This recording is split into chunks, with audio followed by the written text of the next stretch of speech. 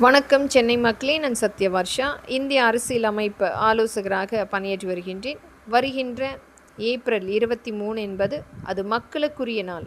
மக்களுக்குரிய வாய்ப்புகளை உருவாக்கக்கூடிய நாள். யார் ஒருவர் நமக்காக நின்று களத்தில் உழைத்து கொண்டிருக்கின்றார், யார் வந்தால் முழுமையாக ஆட்சி மாற்றத்துக்குரிய நம்மளுடைய வாழ்வாதாரத்தை மீட்டெடுக்க முடியும், எந்த கட்சி முழுமையாக கடந்த காலகட்டங்களில் நமக்காக துணை நின்றது, நம்மளுடைய மக்களுக்குரிய வாழ்வாதாரத்தை மீட்டெடுத்து நமக்குரிய கட்சியாக யார் நின்றார்கள் என்று மக்கள் கண்டிப்பாக தீர்மானிக்க வேண்டிய ஒரு மிகப்பெரிய நாள். ஒரு அதிகபட்சமான 12 லட்சம் கோடி நம் ஒவ்வொரு மக்களுடைய தலையில் ஒரு மிகப்பெரிய ஒரு கடன் சுமை காத்து கொண்டிருக்கின்றது. அதிகபட்சமாக இன்னும் நம்மளுடைய வரிகளை ஏற்றக்கூடிய சூழ்நிலை ஒவ்வொரு இடத்திலுமே இது மிகப்பெரிய ஒரு ஆபத்தான ஒரு சூழ்நிலை. மக்கள் இன்றைக்கு அடுத்த கட்டத்துக்கு தள்ளக்கூடிய ஒரு ஆபத்தான விலைவாசிகள் ஏறக்கூடிய சூழ்நிலை.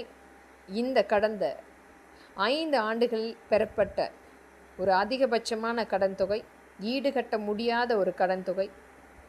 இந்த காலகட்டத்தில் எந்த ஆட்சி அமைப்பு வந்தால் நமக்குரிய ஆட்சி, நம்மளுடைய மக்களுக்குரிய விலைவாசிகளை குறைத்து மக்களுக்குரிய வாய்ப்புகளை உருவாக்கக்கூடிய எந்த கட்சி என்று மக்கள் தீர்மானிக்க வேண்டும். வெறும் பேச்சளவில் இன்றைக்கு எண்ணற்ற கட்சிகள் விளம்பரப்படுத்தி கொண்டிருக்கின்றார்கள்.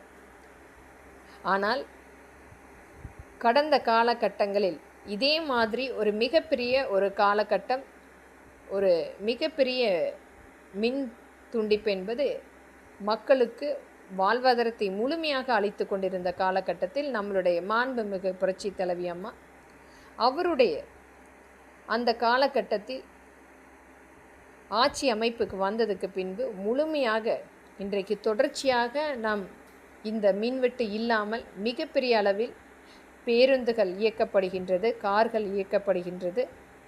ஒரு இருசக்கர வாகனம் அனைத்திலுமே நாம் முழுமையாக மின்சாரத்தை பயன்படுத்தி கொண்டிருக்கிறோம். ஆனால் ஒரு காலகட்டத்தில் ஒரு மிகப்பெரிய ஒரு அச்சுறுத்தலான சூழ்நிலை நாம் பார்த்து கொண்டிருந்தோம். அனைத்தையுமே சரி செய்து மக்களுக்கு கொடுத்த அனைத்து வகையான வாக்குறுதிகளையுமே முழுமையாக காப்பாற்றி ஒரு நல்ல ஆட்சி அமைப்பை கொடுத்து சென்றவர் நம்மளுடைய மாண்புமிகு புரட்சி தலைவி அம்மா.